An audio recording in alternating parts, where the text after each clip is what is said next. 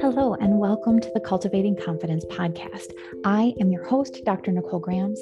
I am a life coach who specializes in anxiety, health, and human design. And I also happen to be a functional medicine pharmacist.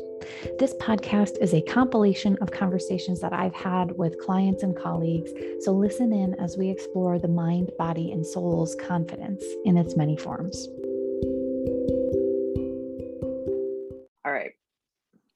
Heavy subject today, but so relevant. And like, what a better time to talk about it than now, than the holidays. But grief, losing our loved ones. And what we were just talking about, Nicole, like, and learning that you just lost your grandmother the day after Christmas, on her birthday, on the day after Christmas, completely shocked. But she got COVID. She suddenly had a massive stroke, like no issues before that. Like, how do you handle that, especially around the holidays? Yeah. I resonate with that so much because I lost my father to a sudden heart attack, which again, just shocking. And it really had me wondering, like, wow, what way is worse? To be completely blindsided and shocked, and where all of a sudden they're gone and there's nothing, like there's no goodbye, there, no last words, there's nothing you can do. They're already gone. Yeah. Or, watching someone like go through years of cancer and like or whatever else, being really sick for a long time, and like knowing that it's coming, when people get the diagnosis, oh, you've got so many months to live, or like you're, with your grandma, like, oh, now suddenly it's ours. Yeah. But I still can't answer that question in my mind. What is worse? Yeah. They're both terrible. Well, and in this case, I know my grandma wouldn't have wanted to live in a way that she couldn't get up and move around. So, she just had her knee replaced. So she wasn't planning on dying anytime soon, but nobody ever really does plan to die. Well, I mean, you know what I mean? Yeah. Like, and I don't know. I feel like there's beauty in there's beauty in everybody's passing. And if you really, I don't know, I guess observing myself through this whole process has been fascinating for me because of all the thought work that I have done in the past couple of years, and just observing myself in this deep grief right now, because I have never had grief like this where I have been so aware of it. And in the past, I resisted it. And I see family members also right now resisting the grief and like, oh, I shouldn't be feeling this, whatever. And I had someone like, oh, I wish I could just take all the pain away. Like, I don't want to take the pain away. I want to feel shitty when my grandma passes, right? But I also don't want to, it's like clean guilt almost, where it's like, yeah, this is the healing part of guilt. There's love in this guilt. There is a lot of beauty in grief. That's the word. But they do often go hand in hand. Right. But like, I haven't felt much grief, or now I'm going to mess up the word the whole time, but I haven't felt much guilt personally. Obviously for me, there's little flits of like, oh, I should have, could have, would have, had I known. But like, with the thought work that I have done, for me, it's not helpful for me to have that guilt in the grief. It just adds like layers on layers on layers of garbage on what is already a terrible thing to experience, right? But like, yeah, I don't know. It's hard to explain if you haven't done the work. Like, or haven't experienced grief, right. Like, you don't know. There's no preparing. If you've never experienced loss and any level of grief before, there is no preparing for it. And being one who's lost multiple people very close to me in my life in very bizarre different ways, you don't grieve the same with everyone either. There's no said process of, okay, this person, like, this just happened. Okay, I need to do these things and go through it. But I want to back up a little bit, because I love what you said about there being beauty in the grief, and that you don't want to just get over it and carry on. Like, you want to feel it now. Yep. And I applaud you so much on that, because I wish when my dad died, that was 7.5 years ago now. And that was after I had already gone through some major losses before that. And I found myself, like, as soon as I found out, I felt like this wall go back up of like, oh no, it's happening again. And I did not want to feel it. I went into like survival mode, trying to be there for my family, you know, because my mom was in so much shock. She didn't even know where I lived. Mm-hmm. You know, and I just felt like I had to serve and be there. And being, you know, a spiritual person too, I knew that I was going to connect with my dad in a Mm-hmm. spiritual way. And I felt him come through so quickly that I kept telling myself, like, oh, well, you're connected with him in a new way now. Like, so don't feel bad. You know, there's Right. nothing to cry about or to grieve over. Be thankful for what you have. Be thankful for, you know, this new connection and carry on. But no, it's amazing. We were just talking about this, you know, and a few recordings ago, of where it still comes up and Mm-hmm. creeps up on me. And I'm still finding all this old grief I tucked in, because right after it happened, I didn't let myself feel Yeah. all this shit. Like, Yeah. to just sit in it and Right. let yourself feel it. Because what makes us think that we need to show no emotion and never cry, that it's Right. weak to cry and hurt and miss someone? Not at Yeah. all. I think it takes a lot more strength to Yeah. be vulnerable and let yourself feel all these emotions and let it out. Right. So I And applaud you. and at the same time, not everybody grieves the same way. And like, especially with varying conditions between, you know, death and all this stuff, like there are a lot of times when you have that long drawn out dying process that people grieve in advance, or like if you don't have the type of relationship you want with someone, you've already grieved the loss of that figure in your life even though they're not dead. Like, so them passing might be more like a relief, or you know, like those sorts of things.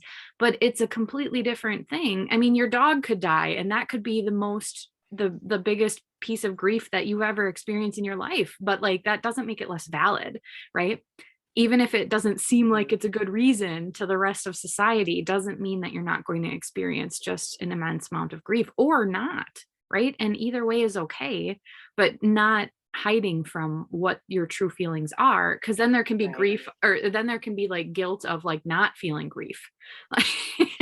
For sure, for sure. And that's an excellent point. I'm glad you brought that up, and like just how grief looks different for everybody. And that Yeah. point, like maybe you don't feel upset at all. And like, again, like feeling Right. guilty for that. That's why like guilt and grief Mm-hmm. do intertwine They so like to much. dance. And they do sure get in quite the tango, right? That, Mhm. and just know, like, no matter what you're feeling, all it's about is letting yourself feel exactly that. Yeah. You know, I think in this society, you know, it's, for whatever reason, it's like we've been conditioned to like, okay, grieving, like, you know, people die every day. Yeah. This is nothing new to And like, oh, mankind, okay, right? you have 6 months and then you're over it, or else. Mm-hmm. You got to stay strong and smile to Yeah. everybody, especially early on when you're going through the motions of funeral planning Mhm. and all of that. And you're seeing all these people and they're coming, you know, the cards and, you know, the gatherings and whatnot. It can be so hard to, you know, put that smile on your face and, you know, pretend like it's all okay. And we don't Right. have to pretend that way. No. Like, let yourself cry. If you don't want to cry, don't feel bad about not crying. You know, Yeah. whatever feeling is coming up for you, no matter who or what, you know, person, your animal, or what have you that passed, and whatever your relationship was like, whatever you are feeling from that is absolutely valid exactly as Mhm. it is. Otherwise, you wouldn't be feeling it. Right. But in the And some people society, go it's through like we grief. deny our feelings, right? Yeah. Like we feel stuff come up and we're like, oh no, I shouldn't feel that, so I'm going to stuff it back Right. down. But really being present in the moment and just letting yourself feel things as they are, as is, like that's the only way to live. If Yeah. they're coming up for a reason. And the sooner you let yourself feel them, face them, um, and just be with them, Yeah. you know, give yourself some compassion. You might find it's so much easier to pass through them Right. than to try to stuff them down and avoid them altogether. And that's a really good point, because I feel like a lot of people resist the grief or negative emotions in Mhm. general I because did. they feel like they'll never get out of it if they, like, instead of like allowing themselves to dip their toe in and then dive in, they think I'm going to drown in this grief. Right. Oh, for sure. I absolutely thought that too. I avoided it Yeah. like the plague. I thought I did. You know, I was only 17, almost 18 the first time I had a major loss that I was involved in a car accident. And it Yeah. was so just earth shattering Yeah. that I literally felt like I was drowning in it. So if any of you, anyone Yeah. listening that maybe feels that way now, maybe you lost someone a long time ago and just, you know, the Mhm. holiday time Isn't it the birthdays, Christmas, the major holidays that can really almost haunt you with their Mhm. memory, and that the obviousness of their absence. Right. But just letting yourself, again, just be in the moment and feel what's ever coming up, because I was always surprised that every time I finally let myself face it, and like, gosh, the last time I did, I was just laying in bed with my head in the pillow, just sobbing. Yeah. And it lasted like a minute or two. Yeah. But once I let it out, I was like, oh, wow, geez, it felt like I was carrying like a 50-pound weight on my shoulders this whole Mhm. time. And I just dropped it by letting myself cry for 2 minutes. Yeah. I feel like once you truly surrender to the Yeah. emotion, it passes through so much faster than Right. we believe it will. Yeah, that's what I was trying to get at, I think, of the like, you resist it, you resist it, you resist it, but then like that's what keeps it there longer. It's not Exactly. actually surrendering, like the surrendering to it process is what gets Sets you it through it so much free. faster, instead of resisting it and like feeling it a little bit, and then like that can go on for years, decades if you let it. But like Mhm. that resistance is what's causing suffering. Like we don't need to add suffering onto the grief that we're feeling, right? that And that that's what the we suffering do. is the optional part. Exactly. But we do it to ourselves, Right, which may exactly. be a lot harder to recognize and admit. But I love Yep. that you said that, because the saying is true. What we resist Hmm. persists. And it's absolutely true in this case. I agree with you so much that Yeah. um yeah, the more it's like it builds the more we resist feeling our feelings, it like creates this monster, Yeah. that just keeps growing bigger and bigger over time, this monster of Yeah. resistance. I So create yeah. I equate that to mold in the basement. Like if you're not looking, like if you know it's there, but you're just going to shut the door and pretend it's not, it's going to keep growing bigger, right? You have to go in there and face it head on and get rid of it.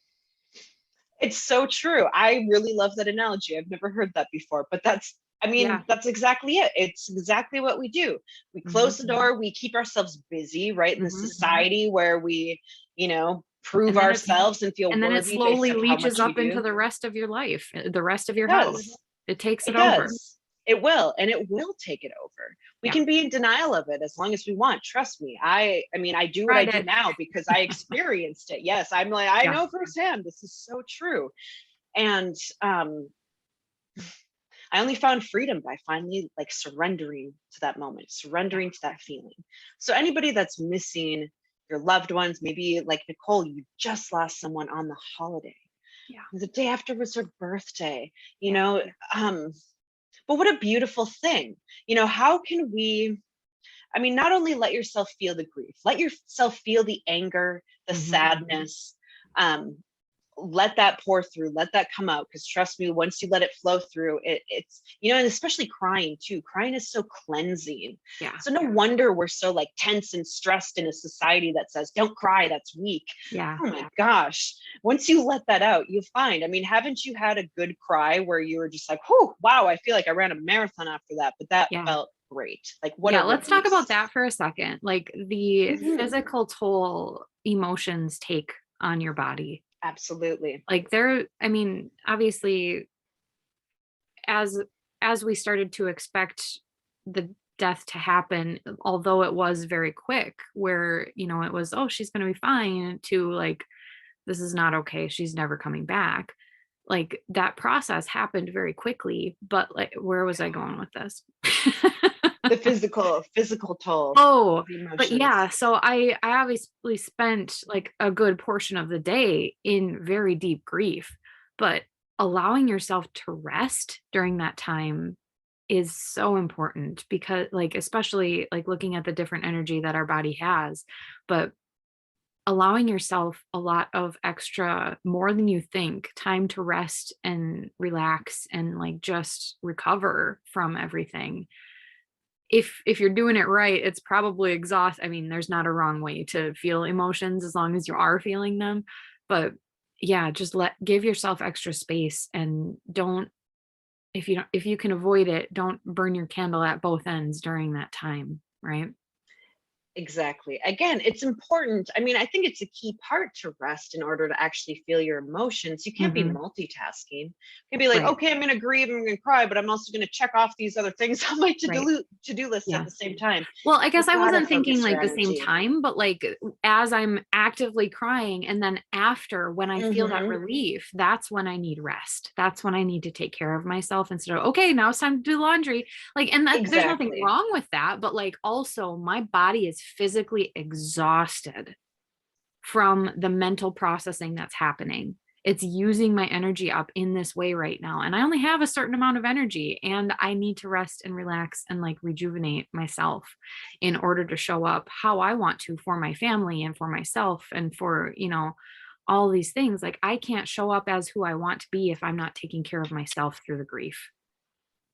Absolutely. Right. Like, and yeah, like you were saying, and that's kind of more what I meant too, where with like, Yeah. okay, crime and then okay, back to the to-do list and just keep running through the motions. Like Yeah. that's still adding, to that kind of monster of resistance, right? You're still trying Mhm. to run away from it by distracting ourselves, which distractions can be a healthy way to, especially if like you have to be at work or you have to be in a place where it's not necessarily appropriate to just break down and cry and completely grieve and um Right. feel all the feels in that moment. We get it, right, that it's not always the best time or place to do Hmm. it, but I mean, if it's happening, you got to just let it happen too. Yeah. People will be, I mean, we're all human, right? People will understand. You won't be the first, you won't be the last. Yeah. Certainly me. Oh my gosh, I cried at work so many times right after or gosh, even for a while after my father passed, Yeah. because you'll get it too, when you go back into the real world and people, if you left work or what have you on funeral leave and things like that, and you come back and people, oh, how are you doing, how are you doing, and you want to say, oh, okay, I'm okay, it's all good. Yeah. Oh, that used to kill me. Yeah. That question would drive me nuts. And so Yeah. in those moments, like I would break down in front of coworkers. Yeah. So what, it happens, at least I Right. let it out. Yeah. But um not denying ourselves of that. Well, I get it if you're in work, like maybe you're in the middle of a really big meeting and you really can't just start crying right now, but maybe making note of it and allow yourself Right. time to feel it later. Yeah, to Maybe even intentionally in go your back and car on the revisit it. commute. Yeah. Yeah. To go to bed a little earlier that night. Give yourself that rest because that is so Mhm. important. Like Nicole said, I think we underestimate the mental exhaustion of just the processing the shock. Mhm. I mean, your body going into shock like that is extremely taxing on your Yeah. body, even if you're not physically doing anything. So that's another reminder too, like you need the rest because Mhm. your body is working that much harder than Yeah. it normally would under normal circumstances because it's under so much stress and shock trying to process and figure out, in survival mode, okay, what do we do, how do Yeah. we handle this? You got to rest so that giving yourself that quiet time of stillness, to allow your body, your mind, your spirit to all kind of regroup themselves, Mhm. right? And that's where more answers and clarity will come. In these stressful situations, it's quick, it's easy to think like I must keep going through it and figure all this out and keep moving and help everybody else and hold it all together. But if you're not giving yourself that space to rest, to feel, to heal, then what good are your actions? Mhm. What kind of state of mind are these? Is the problem solving coming from? Is it coming out under stress and resistance, or are you giving yourself time to rest and to Right. heal and to let your intuition, to let that come through and speak and guide you in a more peaceful way? Yeah. Um, that reminds me too. Taking care of yourself, isn't it interesting? My father dying of a heart attack made like Mhm. was a huge wake up call to the level of stress he was carrying in his life that no one knew about. Yeah. That was ultimately the wake up call I needed that led me on this path to like walk away from corporate engineering and into, wellness coaching and teaching yoga. And all of a sudden I was like, oh my gosh, am I going to stress myself out running ragged until Yeah. I could have a heart attack? Yeah. Or am I going to slow down and take care of myself now and help other people learn how to do that? Yeah. There was a podcast that I was listening to. I'm trying to remember exactly what she said. Mm, But it was like if you're not living in alignment with yourself, and your design, well, it was a human design podcast, but like if you're not living in alignment with yourself, whatever that, in whatever way that means to you, the universe will tell you by taking away your money, taking away your health, taking away people in your life, those sorts of things until you start paying attention. And that was just like Exactly. this, oh crap, like it was this It's so moment as I'm true. driving along and I'm just like, wow, that is so true, because it's going to, if you're not living in alignment with yourself, it's going to affect your health, period. Oh, absolutely. Yeah, There's no going in around it. so And many ways. it's easy to deny it and want to blame it on, oh, it was this, that, or the other thing. But ultimately, how you take care of yourself, is, and how you feel about Yeah. yourself also has a lot to do with how your immune system is functioning, how everything in Mhm. your body is functioning. It Yeah. cannot operate under stress, Yep. cannot operate, in its optimal performance Yeah. when it's under stress. Yeah. Under So, continuing stress. Yeah. and you would, it's so ironic, that we're even talking, like the stress of grief.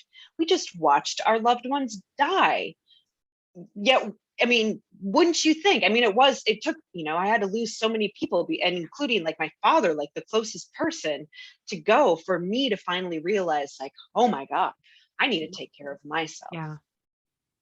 So really the best thing we can do, when we lose someone else, and, we want to be there for our family, for our loved ones that are also grieving, the best thing we can do to be there for anyone is by putting yourself first, Hmm. taking care of you first. Just like on that airplane, they tell you for a reason, you put your own mask on first before you help somebody else. Yeah. Why can we not bring that concept into the rest of our life? Yeah. It's really, in the life or death situation, literally, that like you have to put yourself first. Your Hmm. cup has to be full. We're pouring from empty cups here.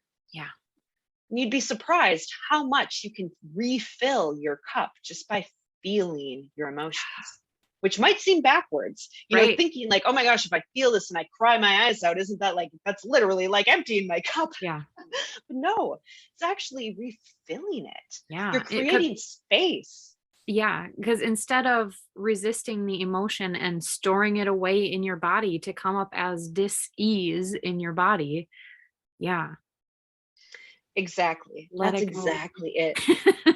I had gosh, I found it in my own body too, in so many crazy ways of how, much stress was affecting. For a while, um gosh, I was coming down. I was in the ER for all kinds of random things that seemed to pop up out of nowhere, like bronchitis and Mhm, kidney stones and all kinds of mhm. crazy things.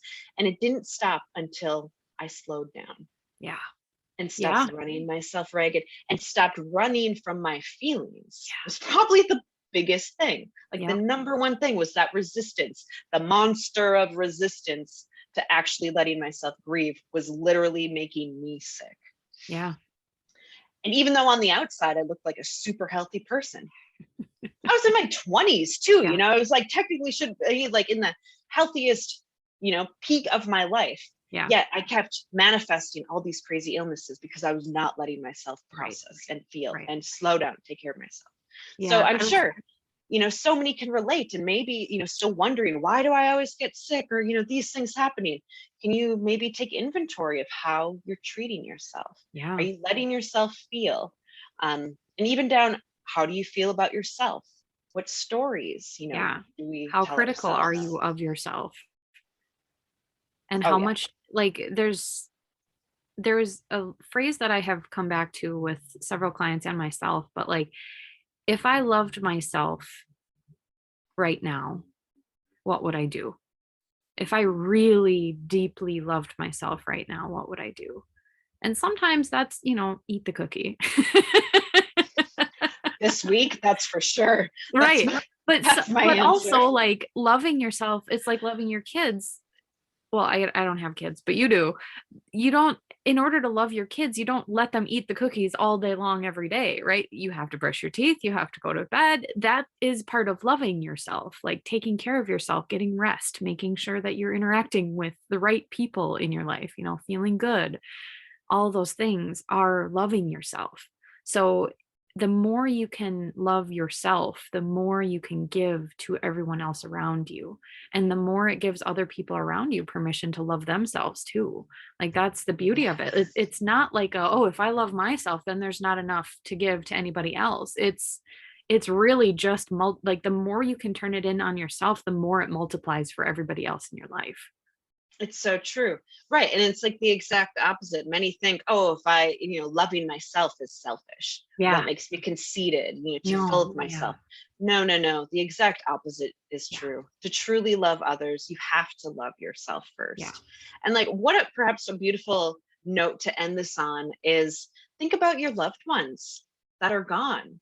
Yeah. You know, even it might even be tough. I know self-love is a really big challenge for a lot of us. And I think that's tends to be, kind of a primary like pillar of the work that both you and I do, is helping people return to that and like turning inward and learning to really love yourself in a Yeah. truly unconditional way.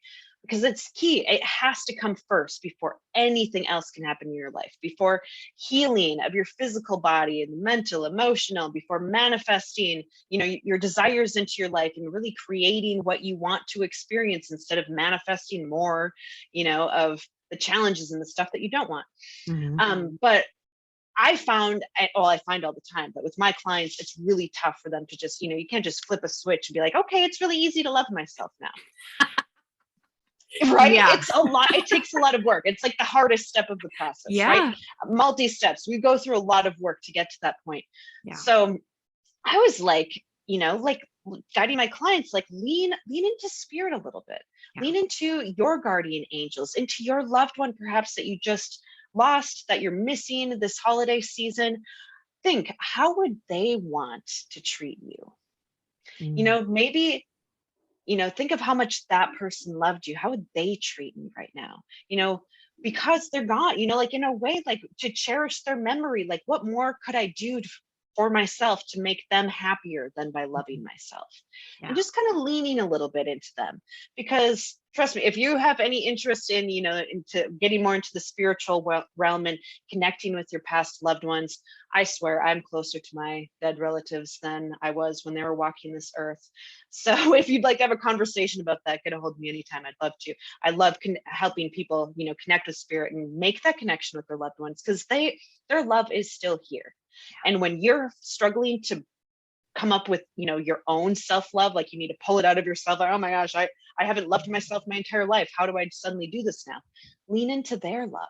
Yeah. Let them help fill your heart with love until you learn to love yourself on your own. Yeah. They're all here. And so whoever's listening, if you've got a loved one that's been weighing on your mind this holiday season, you're really missing them, maybe some more grief is coming back to you. I'm getting the chills just thinking this and saying it, that your loved one, you're catching this video because your loved one wanted to say they love you and they want you to love yourself and to create a magical life for yourself, because that will make them so happy. They went at the perfect time that they needed to go. They chose that, and it was the most divine time, no matter what tragic circumstance it happened under. But they are in a great place now, and they want to see you find a great place here on earth. So let their love fill your heart. Let them shine down on you. Notice the signs. Maybe it's in repeat numbers you see, or songs you hear on the radio, the coins you find on the ground, the birds that fly by. We're in winter right now, but depending where you are, maybe butterflies and things like that. There's all kinds of signs happening around us of our loved ones trying to catch our attention. So Mhm. perhaps this is your reminder that you're going to see something today. Maybe even certain types of flowers, what have you, different animals. They're making themselves known. So maybe, today, again, try to open your heart to receiving love for yourself, taking the love from your loved ones. Maybe just open your gaze a little bit, open up those blinders and look around for the signs. Because Yeah. once you start recognizing them, that helped me with grief so much. Feeling their presence and their love, like, oh, you are still here and sending me your love. Thank you so much. And you can continue a relationship with them in a whole new way. It may be different. It takes some time to kind of break away from that physical longing Yeah. and really embracing this like spiritual, emotional relationship you still have with them. But it is entirely possible. It's happening. They're sending their love to you all the time, whether or not you feel it or not. But let me tell you, when you open your heart and your mind to receiving that, it can be so helpful. So, so helpful. So with that, if you're curious, I mean, hopefully sending so much love to everyone that catches this video. Happy holidays. Sending love to you from us, from our loved ones, our whole host of guardian angels that have been, you know, in the spirit realm for a long time, or maybe they are new and transitioning over, but there's so much love here for you. You're here for a reason. You caught this video for a reason. And if you feel compelled to carry a discussion a little deeper with either myself or Nicole, you can see our information in the description below. Reach out to us anytime, and stay tuned for more videos, more real talk, right? Talk about all these uncomfortable things that, you know, we typically don't want to address. But that's how we heal. That's how we reduce that resistance monster and make life actually fun and enjoyable, because that's what you deserve. So, Nicole, if there's anything else you want to end with on that, otherwise I say, love y'all so much, and stay tuned. We'll see you next time. Thank you for taking the time to listen in today. Many of you will be able to take the ideas that you've heard and apply them in your daily life, and that's really all you need. That's amazing. But for those of you who could use a little one-on-one help with how to make these things actually work for you in your real life, please reach out.